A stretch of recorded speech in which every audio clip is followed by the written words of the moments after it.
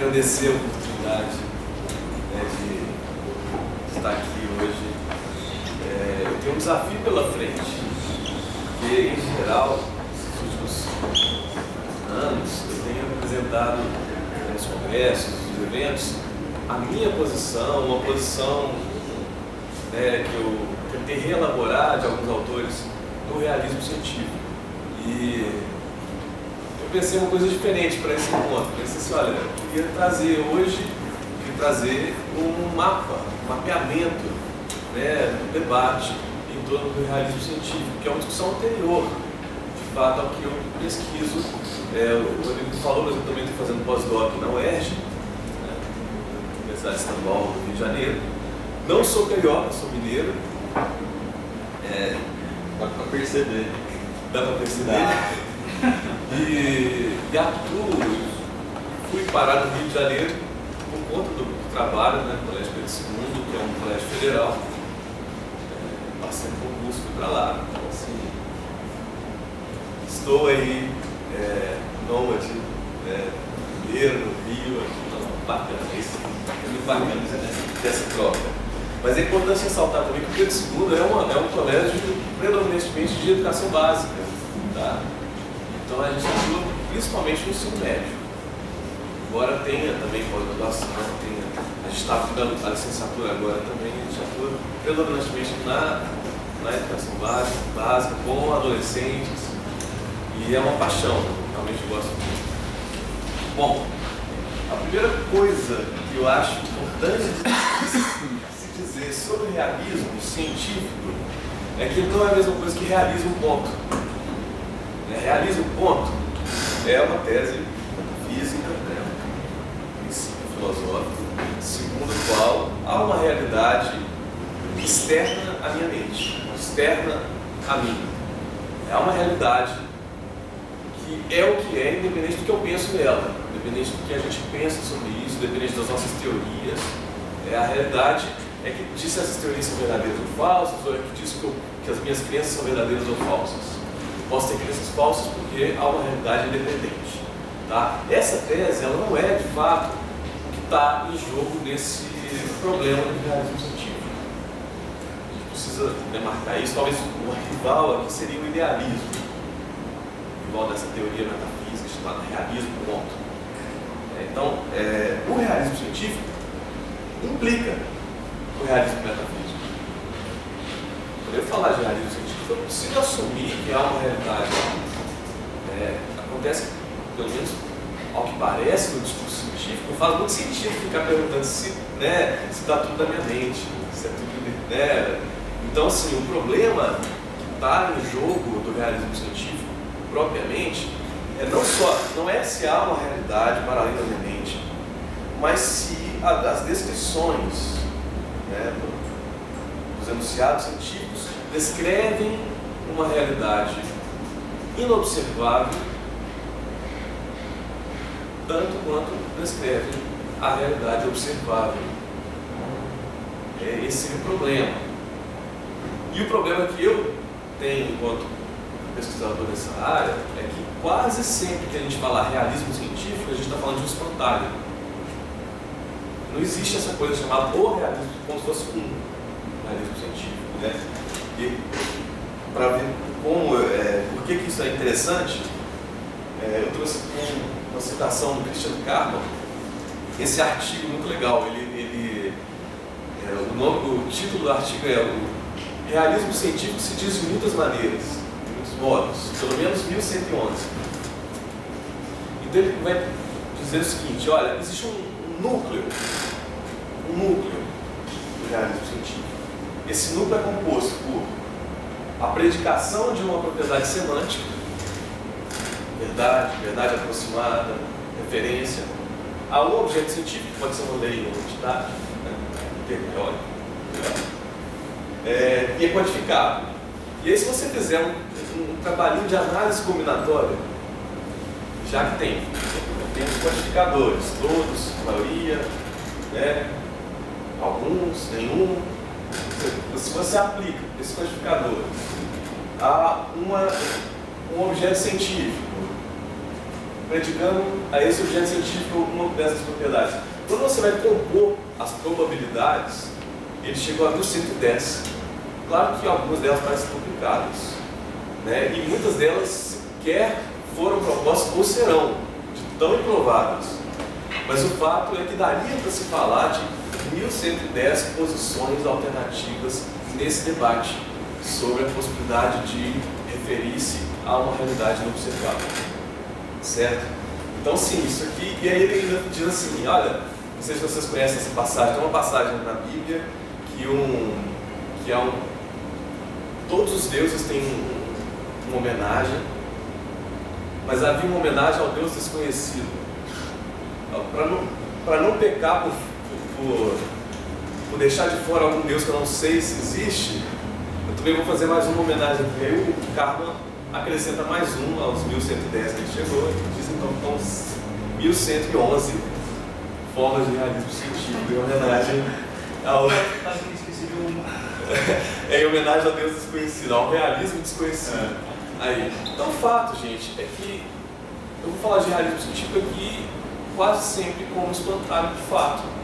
E quando a gente depara com os problemas, quase sempre, quando a gente se depara com os problemas que o realismo científico, esse espantalho, apresenta, aí vai fazer sentido, porque algumas formas de realismo científico é que vale a pena ser debatidas, etc.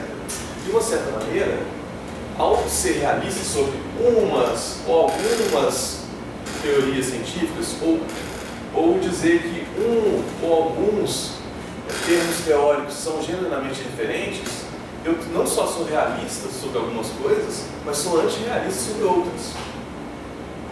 Então, de uma certa maneira, eu também estou fazendo uma seletividade, eu estou escolhendo sobre o que é que eu posso ou não ser realista científico. Bom, mas vamos entender melhor. Isso Karma diz dessas 1111, a gente pode reduzir para 3 formas de realismo que a gente pode dizer que são mais aceitáveis. Claro que são o realismo de entidades, o realismo de teorias e o realismo estrutural. A gente vai falar um pouco disso mais no final e eu não vou me aprofundar nisso, porque justamente esse é o meu desafio. Então chegar nisso, porque é de fato que eu pesquiso uma forma de realismo dessas, eu vou preferir ficar de... Foi um desafio que eu me propus, eu não sei por que eu fiz isso. Eu acho que vale a pena também discutir um pouco o antecedente, o caldo em torno do qual a gente está trabalhando. E nunca em congresso a gente tem chance de falar disso. A gente vai ter que ir direto para o nosso ponto, porque é muito pouco tempo, né? Então, tem um autor chamado Anjan Chakravarti, e ele estabelece que há 3 comprometimentos no realismo científico. O comprometimento metafísico, que é esse realismo ponto que eu falei no início, mas há um compromisso também semântico, que é a ideia de que os enunciados científicos são verdadeiros ou falsos, têm valor de verdade, na medida que se refere a uma realidade, essa realidade torna esses enunciados verdadeiros ou falsos. Essa é uma tese também, um compromisso também dentro do realismo científico. E há também um comprometimento epistêmico, que é de que a ciência nos dá conhecimento dessa realidade. Certo? E aí ele colocou, eu botei aqui, o texto dele chama Metaphysics for Scientific Realism, esse texto de 2007. Ele coloca algumas formas, né? O realismo, o empirismo construtivo, que é uma forma de antirrealismo, o ceticismo, o positivismo lógico, o instrumentalismo tradicional. Eu não vou entrar muito nesses detalhes agora, mas assim, sobre há uma realidade independente da nossa mente? Bom, o realista vai dizer que sim, o empirista construtivo, apesar de ser um antirrealista científico, vai dizer que sim. Tá? O cético pode dizer que sim, né, ou não. O positivista lógico vai ficar na dúvida. O instrumentalista, só o idealista vai dizer não. Só que aí nós vamos ver outras nuances justamente nos outros comprometimentos. Então, Mas qual a diferença entre o empirismo construtivo do Van Frase, que é talvez a posição antirrealista hoje mais bem sustentada, já que o positivismo lógico, ninguém quer ser positivista lógico mais, né? Caiu. O positivista lógico pensava que enunciados referindo a entidades inobserváveis são destituídos de sentido, portanto não são verdadeiros e falsos.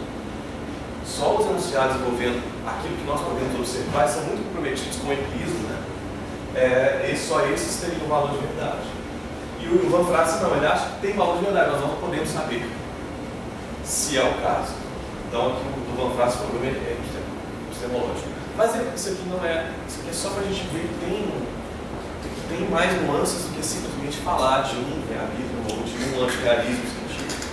O que é que está em jogo aqui, gente? É que a ciência usa, se você pensar física, se você pensar mesmo na biologia, né, se você fala de mitocôndria, você fala de células, você fala de vírus, né?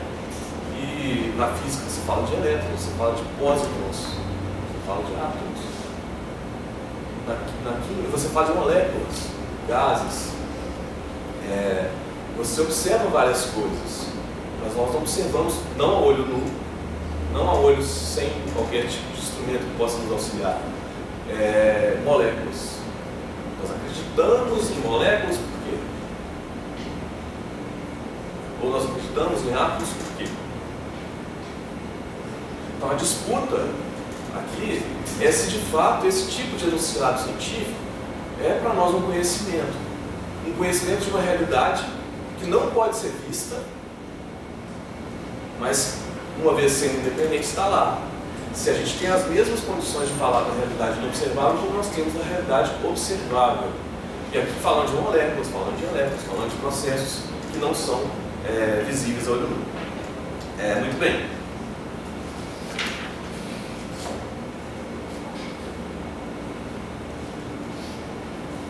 Então, o que seria a tese assim, desse espantalho que eu estou chamando de realista científico, que eu ainda não qualifiquei? Seria a tese de que, ao menos as nossas teorias mais maduras, ao menos as nossas teorias mais bem aceitas pela comunidade científica, são, no mínimo, aproximadamente verdadeiras. Ou seja, no mínimo elas descrevem a realidade tal como ela é, ou muito próximo do que a realidade é. Mesmo a realidade inobservável, porque esse é o problema. Note que aqui não é o problema o realismo da vida. Então o problema aqui é o inobservável. Tá? E aí nós teríamos que pensar que razões temos para acreditar que elétrons existem, ou que átomos existem, ou que moléculas existem, ou que DNA existe. Que razão nós temos para isso? Um dos argumentos, talvez um dos mais famosos argumentos a favor da tese do realismo científico. Gente, agora, a partir de agora eu posso pedir licença para falar de realismo. Quando eu falar realismo, vocês entenderem que eu estou falando do realismo científico. Não tem que ficar sem realismo científico. Estou falando da ciência, tá? Então, dos principais argumentos, ele foi colocado por Hilary Putnam. Está aí uma citaçãozinha muito curta, né? O realismo científico é a única filosofia que não faz o sucesso da ciência um milagre. Essa noção, essa proposta ficou conhecida como argumento sem milagre ou argumento de sucesso. É uma espécie de inferência para melhor explicação aplicada à ciência. Né? Segundo o argumento seria esse, se eu fosse formular, né? Segundo Putnam, o sucesso da ciência é surpreendente, é um fenômeno que precisa ser explicado, é um fenômeno surpreendente. Não seria surpreendente se as nossas melhores teorias atuais fossem verdadeiras, portanto é muito provável que essas teorias atuais sejam no mínimo aproximadamente verdadeiras. Tá? Essa forma inferencial, ela não é uma forma, do ponto de vista dedutivo, uma forma válida, tá? É um argumento aqui indutivo. Ou melhor, é um argumento abdutivo, é uma abdução ou uma inferência para melhor explicação. O que é abdução?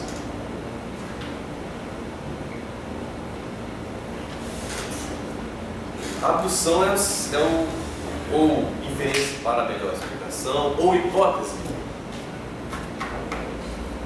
Foi chamada assim pelo Peirce. É uma forma de dar uma explicação, né? Dentre várias explicações possíveis, inferir aquela que parece ser a melhor explicação. Supor que aquela que parece explicar melhor aquele conjunto de fenômenos é provável, é mais provável. Então não é no sentido dedutivo, tá? Mas supondo aqui que eu tenho um fenômeno, um conjunto de fenômenos, tá? Chamei de B1, B2, quantos vocês queiram.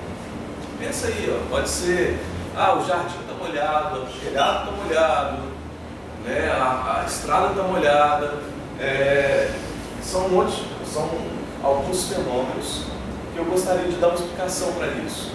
Bom, a melhor explicação para esses fenômenos todos parece ser o fato de que choveu. E obviamente essa explicação é melhor do que pensar que passou um helicóptero para apagar um incêndio e deixou cair água. Essa explicação ela não parece tão provável quanto a explicação da chuva. É claro que há outras coisas que poderiam refutar a hipótese da chuva. Mas o fato é que se eu encontro uma explicação que reúne, com simplicidade, consegue explicar todos os fenômenos que eu estou querendo explicar aqui, é provável que seja verdadeiro. Essa é a inferência para a melhor explicação, certo? É o formato do argumento do milagre, do puzzle. Parece que tem duas explicações alternativas para o sucesso da ciência. Vocês estão de acordo com a ciência tem sucesso? Quando eu falo sucesso, sim. Vejam só, com as teorias científicas, nós somos capazes de produzir um projetor, nós somos capazes de ter uma iluminação, nós somos capazes de ter a temperatura de dentro dessa sala de 21 graus, e não, sei lá, de 30 lá fora.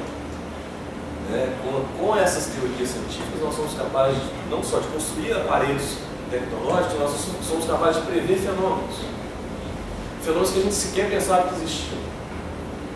Como, por exemplo, a curvatura da luz, que pode ser observada no eclipse.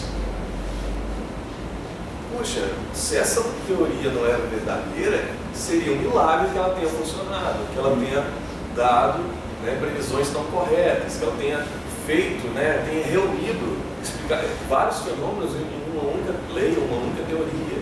Então essa é a ideia do sucesso, tá? Que está por trás da noção de sucesso, tá? E aí, o negócio ou eu tenho que as teorias bem-sucedidas, elas são aproximadamente verdadeiras, ou é um milagre que elas... É um milagre, para explicar isso, uma coincidência cósmica. Bom, esse seria o argumento, esse milagre, o argumento do sucesso. Não sei se convenceu. E não sei se é para convencer. Eu acho que até se não é para convencer. A minha ideia é de que esse argumento não é muito bom. Mas eu vou deixar de lado um pouco as minhas.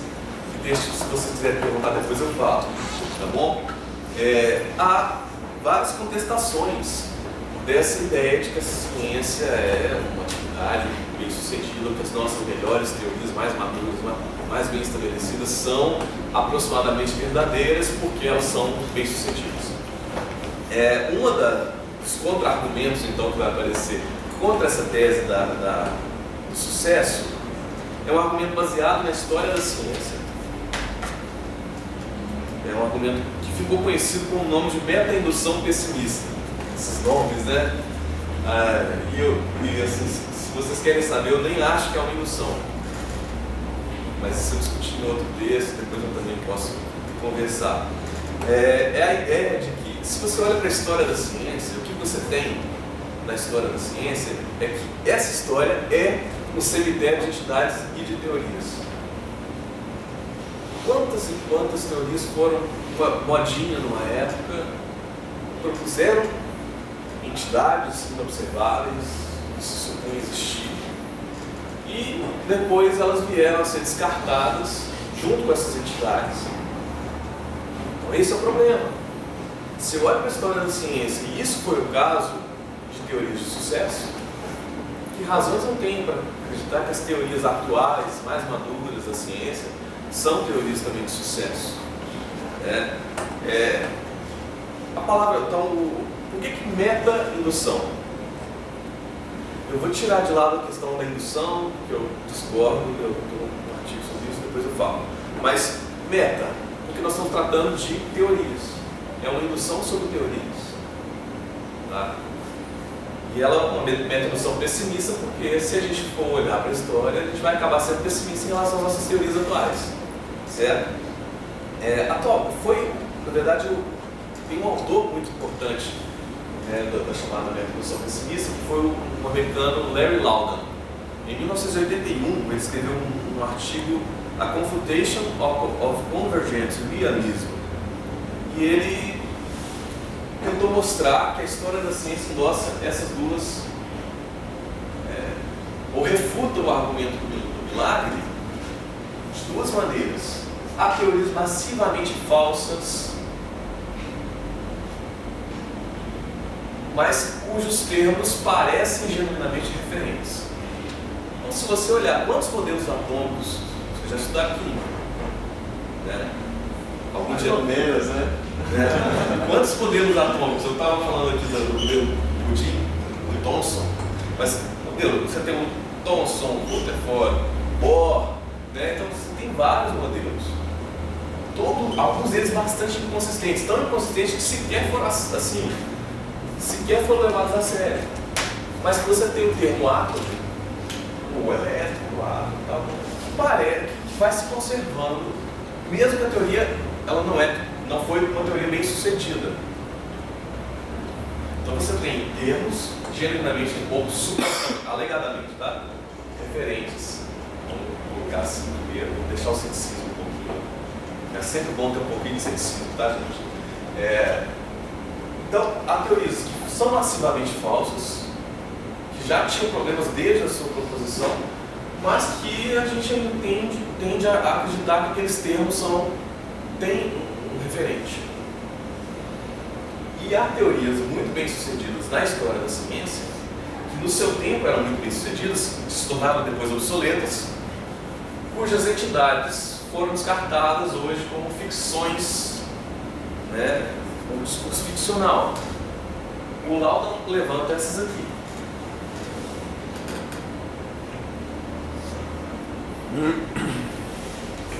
As esferas cristalinas, da astronomia antiga. Para quem não sabe, a astronomia Ptolomeu dava conta de prever vários fenômenos astronômicos. Mas e as esferas cristalinas? Depois que nós mudamos para o copernicanismo e tal, a gente já deu nome disso aí. Teoria dos humores da medicina, teorias dos eflúvios da eletricidade estática, a geologia catastrofista, a teoria do flogisto na química, a do calórico, as forças vitais da fisiologia, o éter eletromagnético, o heterótico e assim sucessivamente. Tá? Se a gente pegar só o éter dessas teorias, da ótica ou do eletromagnetismo, é uma entidade proposta que era necessária para a teoria. Se você supõe que a luz é uma onda, ondas não se propagam no vácuo, é preciso que haja um meio que permita que a luz se propague. Então você supõe a existência de um meio invisível, que preenche o universo todo, aquela ideia de que o universo, que a natureza tem horror ao vácuo, não pode haver vácuo. Então é preciso ter algo que preenche o universo, esse algo vamos chamar de éter, o éter erótico, depois o éter, na teoria eletromagnética ele volta. E se você quiser saber, a teoria tem sucessos enormes. Ela explica todos os fenômenos luminosos da época. Refração, difração, reflexão, todos esses fenômenos eram explicados pela teoria do éter. Quer dizer, você não pode nem achar uma teoria tão bem sucedida. É difícil achar teorias tão bem sucedidas ao longo da história. Então você tem essa contestação do argumento do milagre. Há outras formas de contestação da ideia do milagre, tá? Da ideia da ciência como um sucesso e que as teorias sejam aproximadamente verdadeiras. O Van Fraassen, eu falei dele aqui antes, ele escreveu um livro chamado, nós temos tradução no Brasil, a imagem científica, mas ele em inglês em 1980 publicou. Então ele foi capaz de reabilitar uma visão antirrealista científica. Tá? Como é que ele fez isso? Ele primeiro tentou argumentar que observável é um termo fisiológico. É um termo que diz respeito às nossas capacidades fisiológicas. É observável aquilo que eu posso enxergar sem qualquer aparato, né, que me auxilie. E nesse sentido, planetas são observáveis, tá? Porque se eu estiver perto o suficiente eu verei. Não é uma questão de aquela luneta, não. O problema dele é com as entidades tão pequenas ou que seriam impossíveis de lidar a olho nu. Bom, por que ele fala isso? Porque diga. O universo, então, como um todo, é observável? Não, pois é. Como um todo, não. Mas partes desse universo a gente tem esse acesso, né? O Van Fraassen sugere, é importante essa distinção entre observável e não observável. E ele sugere que essa distinção tem que ser feita pelo fisiológico mesmo. É uma barreira, a nossa barreira é a barreira do nosso corpo. Tem coisas que a gente não vai poder saber. Não vai poder saber porque aí o que ele sugere é que o mundo pode ser como as teorias dizem que é. E a gente pode confirmar pelo menos as partes observáveis, mas não as não observáveis. Então nesse campo a gente tem que ficar com ceticismo. Olha, pode ser assim, mas pode não ser.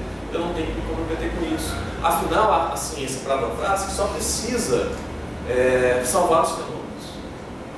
Só precisa ser empiricamente adequada. Por que isso é atrativo? Porque o realista precisa de algo mais.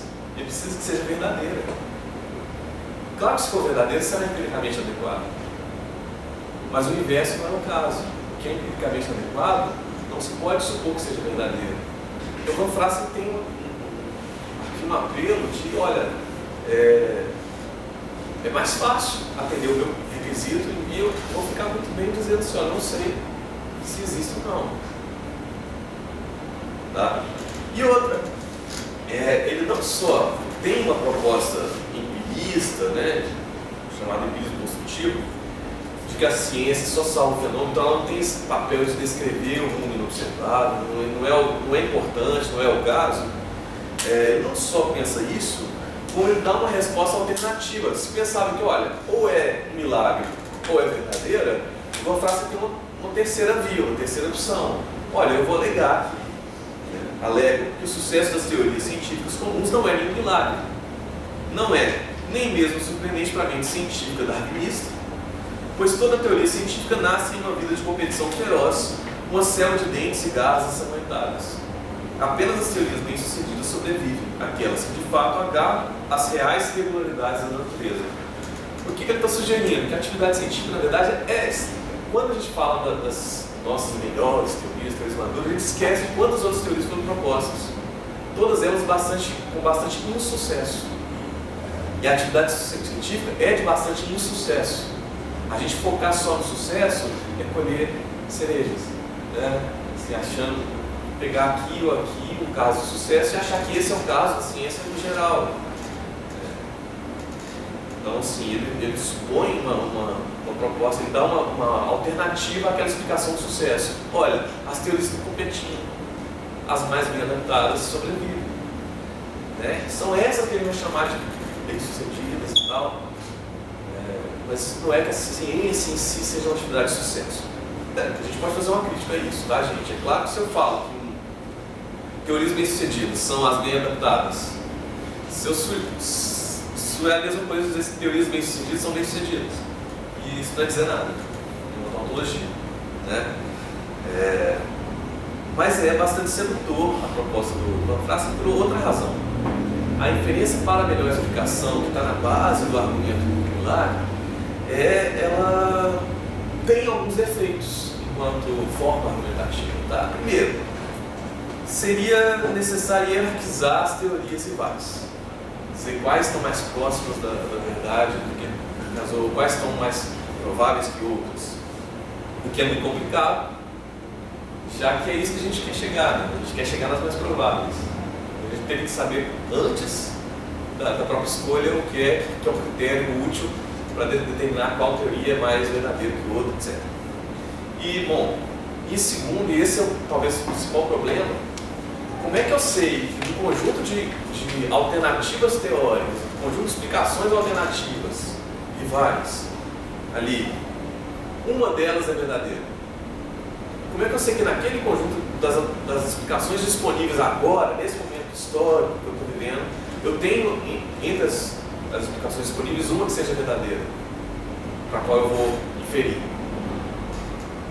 É muito difícil supor que eu tenho uma que seja verdadeira ali. Então não fica muito evidente. E deixa eu ver se eu coloquei a citação aqui, não coloquei, do Chakravarti, dizendo que não há a priori razão, alguém poderia argumentar, para rejeitar a possibilidade de que fenômenos naturais sejam... desculpa. Isso aqui é sobre a inferência para melhor explicação. Alguns critérios são colocados para a inferência para melhor explicação, como simplicidade, coerência, elegância, etc. Mas parecem mais critérios estéticos.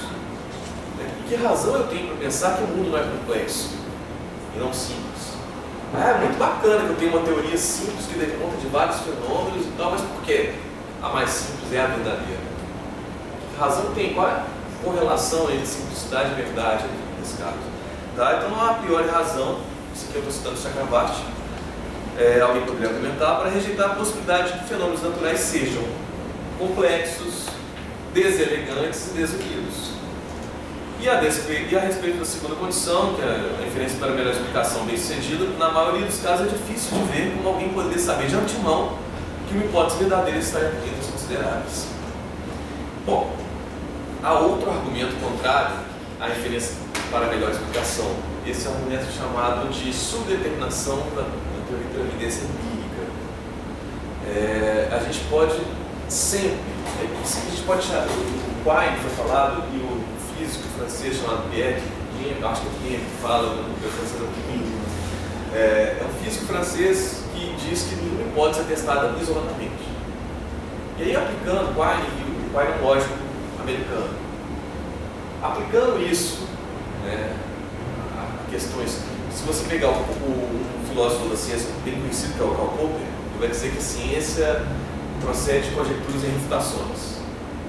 E a refutação, então, indica que aquela conjectura é falsa. É assim a ciência vai se desenvolvendo, novas conjecturas e refutações. Se você tomar a tese do problema é a seguinte: eu tenho sim uma hipótese central, mas junto com ela vão várias hipóteses auxiliares. Tipo, toda vez que eu faço uma hipótese sobre, por exemplo, astronomia, eu estou fazendo junto hipóteses sobre a ótica que está por trás do meu telescópio. Eu tenho hipóteses de fundo aqui que são necessárias para poder... E aí, eu postulo alguma coisa, mas na verdade é um conjunto que está sendo testado. Quando um teste empírico falha, isso mostra que o conjunto todo está errado. Se eu aplicar então uma De Morgan, a negação de uma conjunção é a disjunção de todos os conjuntos negados. Tá? Então, ou a hipótese central é falsa, ou a hipótese 1 auxiliar é falsa, ou a hipótese 2 auxiliar é falsa, ou a 3 é falsa, ou um conjunto, um subconjunto dessas aqui, ou todas, ou algumas, ou uma. Basta uma dessas ser falsa para que o conjunto seja todo falso. Então a gente tem aqui o problema de saber qual das hipóteses eu estou refutando. Se eu reformular agora o problema do Quine, para a questão da inferência para a melhor explicação, eu tenho o seguinte problema: eu tenho sempre para um conjunto de evidências empíricas várias teorias possíveis que conseguem salvar todos os fenômenos disponíveis e que só diferem entre si pelas entidades inobserváveis que são postuladas. E nesse caso, como é que eu sei que uma teoria e não outra? Então, essa é a subdeterminação da teoria pela evidência. Nas palavras de Chakravarti, eu gosto muito dele, eu recomendo esse texto dele, eu acho um texto bem legal para quem lê inglês. Tá? Dada uma teoria T1, é sempre possível gerar uma teoria empiricamente equivalente, mas diferente. T2. T2 é a teoria que faz precisamente as mesmas reivindicações sobre os fenômenos observáveis em T1, mas difere-se em outros aspectos. T2 pode, por exemplo, excluir todas as entidades e processos observáveis de T1, ou substituir alguns ou todos eles por outros, ou simplesmente alterá-los, mas de tal maneira a produzir exatamente as mesmas predições observáveis, dado que tal sorte de manobra é sempre possível, como alguém decide entre teorias iguais assim chamadas. É claro que o realista pode dizer que historicamente, duas teorias podem ser empiricamente bem suportadas pelos mesmos fatos, mas não igualmente bem suportadas pelos fatos. Tá? Se você pegar aliás, essa é uma das razões pelas quais algumas teorias são preferidas em relação às outras. É uma teoria que, tudo bem, queda livre. Para queda livre, as equações lá do Galileu funcionam bem. Não preciso nem das equações da gravitação universal do Newton, porque está tão perto da Terra, né, que não vale a pena colocar a gravidade como algo que vai sendo modificado e a gravidade como não constante, como variável ao longo daquela trajetória. É claro que eu não preciso usar, mas se a gente supor que estou falando da verdade, para outros domínios a equação não dá. Aí você vai precisar da equação da gravitação. E aí para outros, aí você vai, se você está falando da luz, nesse caso, aí você vai precisar também, da relatividade. E aí, é claro que todas essas teorias são empiricamente, dão conta dos mesmos fenômenos como eu estou falando aqui da livre. Mas quando eu amplio o domínio, a do Galileu já fica de fora. Quando eu amplio outro domínio, a do Newton fica de fora, sobra do Einstein. Certo? Então alguém realista ainda pode apelar para isso e dizer, não, mas está convergindo para uma verdade. Tá? A nossa ciência tem convergido para uma verdade. Pode ser uma resposta possível. Até o Lawton ajudou a formular essa resposta. Não sacana, né? Deus socorro. Mas tá bom. Enfim, dada toda essa gama de problemas que o realismo espantalho, que eu disse, o realismo científico enfrenta, a estratégia realista que torna possível, hoje ainda está sendo debatido o realismo científico, ela vai então tentar uma espécie de seletividade. Sobre os quais elementos nós devemos ser realistas? E isso faz nos desdobrar em 3 tipos de realismo que ainda vale a pena falar, talvez, tá? Hoje. Nós temos, então, como estratégia seletiva, nós temos, vou falar aqui do primeiro, realismo. Tem o realismo explanacionista, que é uma tentativa de ainda ficar mais próximo do senso comum, ainda mais próximo dessa ideia de que teorias são aproximadamente verdadeiras. Tá? Uma das estratégias que ele espera é a ideia de que eu devo entender quais são os componentes responsáveis pelo sucesso da teoria, e ser realista sobre esses componentes, ser mais cético em relação àqueles outros que parecem ser desnecessários, que poderiam ser descartados em algum momento. E eles vão dizer que são aproximadamente verdadeiras apenas as teorias capazes, porque esses autores, o Psilós, o Lepley, alguns autores vão dizer então que só os novos sucessos, os sucessos surpreendentes é que contam. Dá para a gente entender que uma teoria é aproximadamente verdadeira. O que eles querem dizer com novos sucessos? Eles querem dizer que essas teorias elas são capazes de dar de fazer previsões surpreendentes, previsões que sequer pensávamos ser capazes de... É o caso do Einstein, tá? Eu citei. Ninguém nunca pensou que a luz pudesse fazer curva. nunca ninguém observou isso também. E o Einstein diz, olha, se a teoria estiver correta, essa será uma consequência observável dessa teoria. E mais do que isso, essa consequência poderá ser vista no eclipse. Tá? Bom, e de fato foi no Brasil. Esse eclipse que corroborou a teoria do Einstein, certo? Então essa ideia de que só essas teorias capazes desses sucessos surpreendentes, ou no mínimo capazes de reunir fenômenos já conhecidos, mas de uma maneira muito nova. Se você pensar, por exemplo, a teoria cinética dos gases, ela pega vários fenômenos que a termodinâmica já tinha, mas ela reúne de uma maneira bem nova, né, dizendo que aquilo ali é agitação de moléculas. Bom, essa estratégia de Weizsäcker era o realismo explanacionista. É a ideia que ainda vou depender da inferência para melhor explicação, né, do fato de que essas teorias são capazes disso. Mas também há uma proposta que tenta descartar um pouco esse apego dos filósofos a teorias. Então, nós somos muito focados em teoria, né? Acho que o filósofo, porque não é cientista, gosta muito de teoria, então acho que a gente fica muito focado na teoria e esquece da dimensão experimental. E que mesmo no experimental nós somos capazes de nos comprometer com algumas entidades sem saber se essas teorias são verdadeiras ou não. Então esse é o chamado realismo de entidades. É a ideia de que eu posso ser realista sobre aquelas entidades inobserváveis que são para mim uma ferramenta para a produção de fenômenos. Eu sei produzir, eu sou capaz de produzir fenômenos utilizando elétrons. Eu sou capaz de produzir fenômenos utilizando essas moléculas. Eu sou capaz de produzir uma cura, né, utilizando DNA. Então eu não tenho nenhuma razão, como experimentalista que sou, eu não teria nenhuma razão para negar a realidade desses objetos aos quais estou me referindo, uma vez que eu sou capaz de interagir com eles causalmente. Então essa é a tese do realismo de entidades. Ele vai ser certo em relação às teorias. Talvez o modo como a gente descreve o mundo, as teorias, elas vão se trocando, sim, mas aquelas entidades que eu sou capaz dessa produção, elas tendem a permanecer.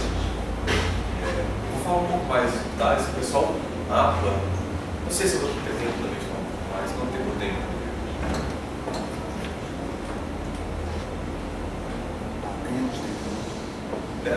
Não, 30 minutos pelo menos. Ah, é? Você terminou 4. Ah, calma aí. 15. Tá bom. E outra estratégia é do realismo estrutural.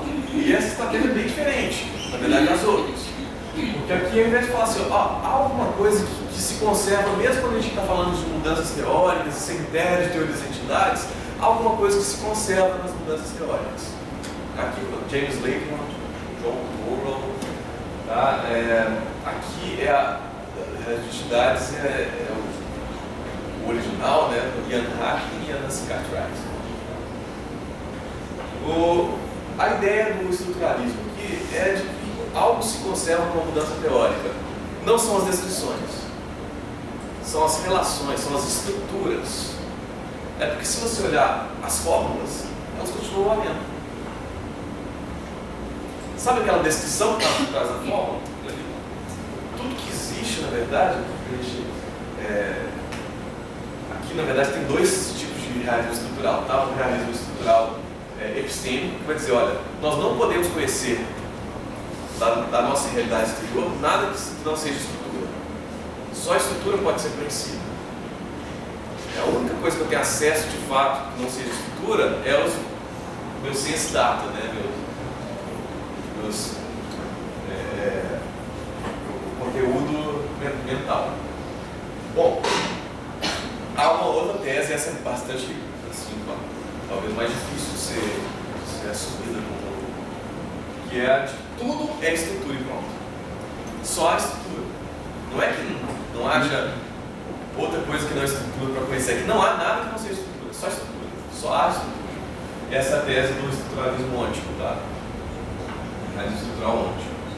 Não vou discutir exatamente todos esses pontos, mas o fato todas essas formas de realismo, que hoje são essas formas de realismo que são debatidas hoje, claro, são seletivas.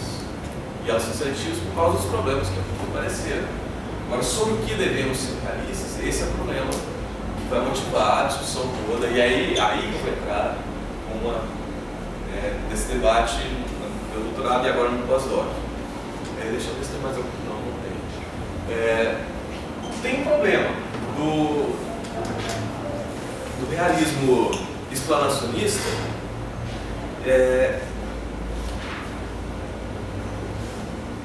que a estratégia deles, ao falar de novos fenômenos ou de novos sucessos, é que eles não barram a meta-indução pessimista.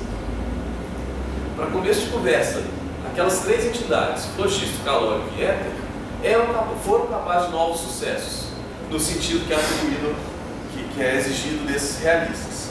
Então eles não conseguem dar conta dessas três entidades, ou dessas três teorias que ficaram para trás. Então, explicar que elas seriam aproximadamente verdadeiras é complicado, né, para eles.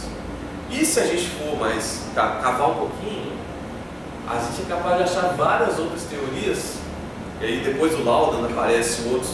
Tem um artigo bem bacana do Peter Vickers.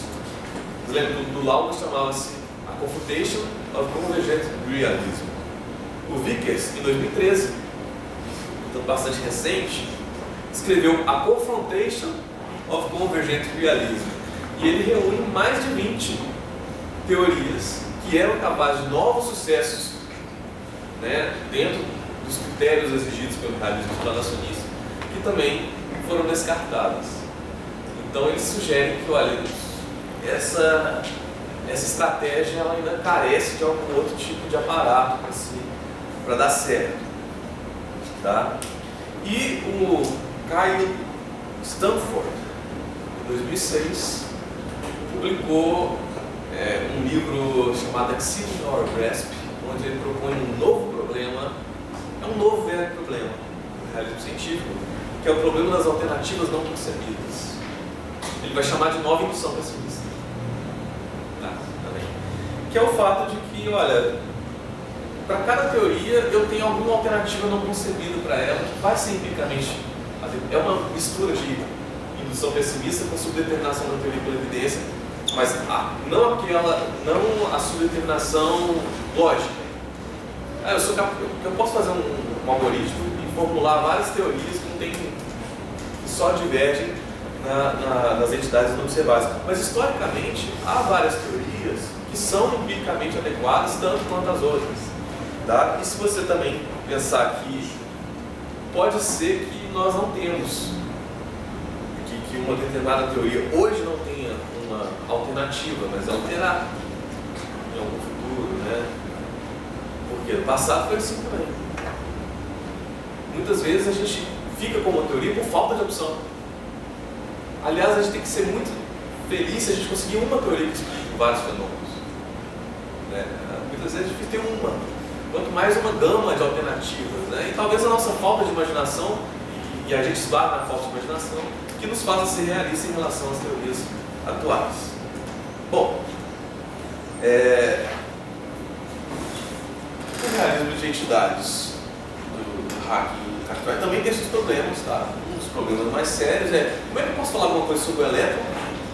Como é que eu posso acreditar que elétrons existem sem acreditar em nada sobre os elétrons? Porque como é que você cético em relação às teorias sobre os elétrons e falar, não, elétrons existem, mas as teorias não sei não. Existe esse problema. Na verdade, a minha tese, eu tentei atacar esse problema com uma estratégia deflacionando um pouquinho também esse realismo de entidades. E o realismo estrutural tem o problema de parecer abrir mão da própria descrição, que parece que é o próprio sentido da ideia de realismo. Se ficar só com... Então, como a gente tem esses problemas todos, o Stanford chama as vitórias que alguém conseguiu sobre a meta-indução pessimista de vitórias pírricas. Isso é uma figura bem interessante, é um rei piro que foi para a guerra e assim, venceu a guerra, mas ele perdeu tantos combatentes que ele diz assim, outra vitória dessa eu estou arruinado. Então a grande questão é saber, né, nesse debate do realismo, do antirrealismo, nessa possibilidade de resposta da Eufrásia, e a resposta da indução pessimista e a resposta à subdeterminação da teoria, se eu não perco muito ao adotar uma estratégia muito seletiva, ou se essa minha vitória, caso eu tenha alguma vitória, não vai ser uma vitória empírica, né? Então, o grande problema para a gente debater é se a gente chega nessa vitória empírica. É isso. Obrigado.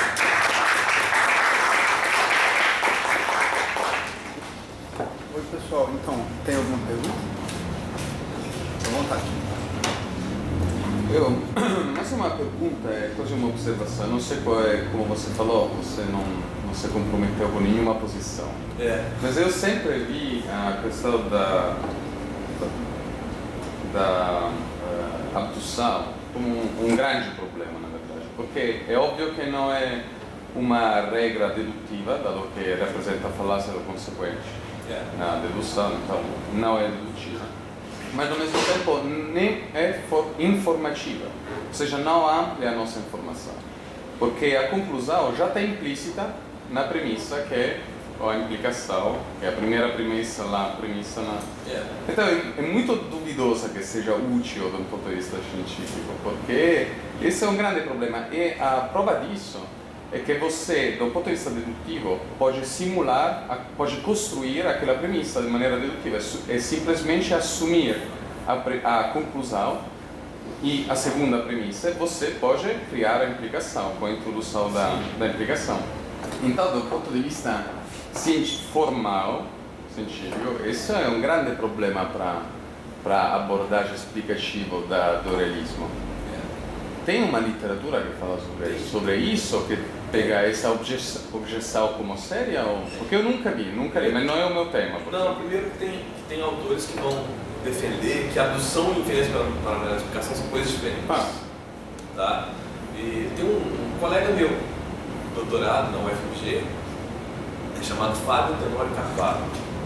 A tese dele, se não me engano, o título era Inferindo Explicações e Explicando Inferências.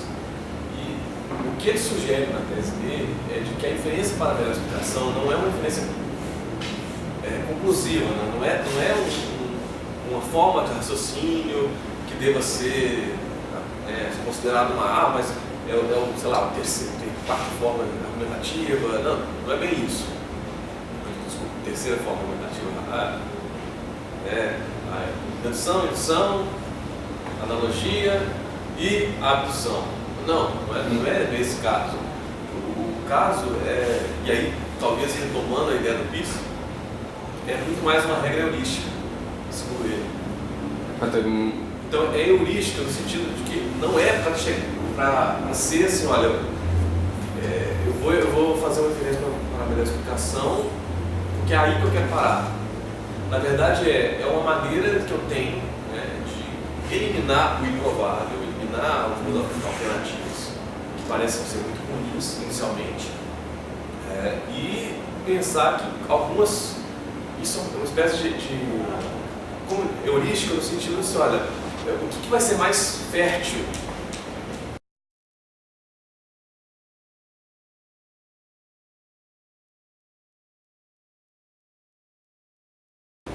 O que vai me permitir ir um pouco mais além, na hora de formular uma hipótese. Então é muito mais numa contexto da descoberta do que no contexto da justificativa.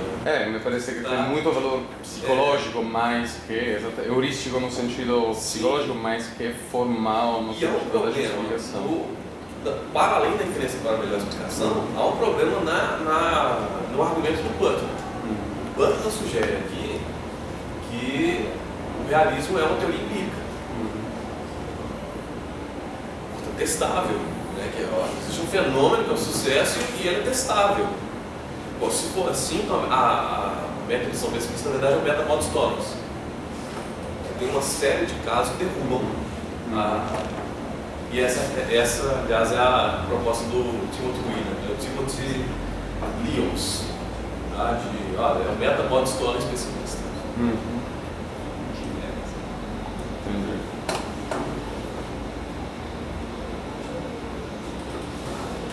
Acabou? Mais alguém? Não, essa é a minha pergunta. Obrigado.